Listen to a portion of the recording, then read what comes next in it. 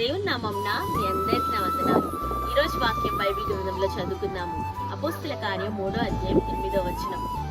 వాడు దిగున లేచి నిలిచి నడుచుచు గంతులు వేయుచు దేవుని స్తుతించుచు వారితో కూడా దేవాలయంలోనికి వెళ్ళెను. ఇక్కడ పుట్టుక మొదలుకొని ఒకరింటివాడు దేవాలయమునొద్ద భిక్షమడుగుచూ ఉండగా యేసు ప్రభువారు ఆయన జీవితంలో గొప్ప కార్యమును చేశాడు.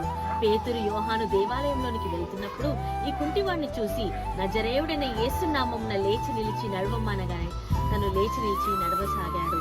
తను ఎంతోగానో సంతోషించుచు దేవుణ్ణి స్తుతించాడు. అలాగనే మన జీవితంలో కూడా దేవుడు అనేక సార్లు ఎన్నో కార్యాలు దేవుడు మన ఎడల చేసినప్పుడు మనము కూడా ఎంతో సంతోషించుచు దేవుని యొక్క సాక్ష్యముగా నిలబడాలి. ఇక్కడ కుంటివాడు తనకు జరిగిన ఆ యొక్క కార్యమును బట్టి తన ఇంటికి పరిగెత్తుకొని వెళ్ళలేదు, తన స్నేహితుల దగ్గరికి పరిగెత్తుకొని వెళ్ళలేదు. కానీ మొదటగా దేవుడు ఆయనని బాగు చేశాడు గనక మొదటగా ఆయన దేవాలయంలోనికి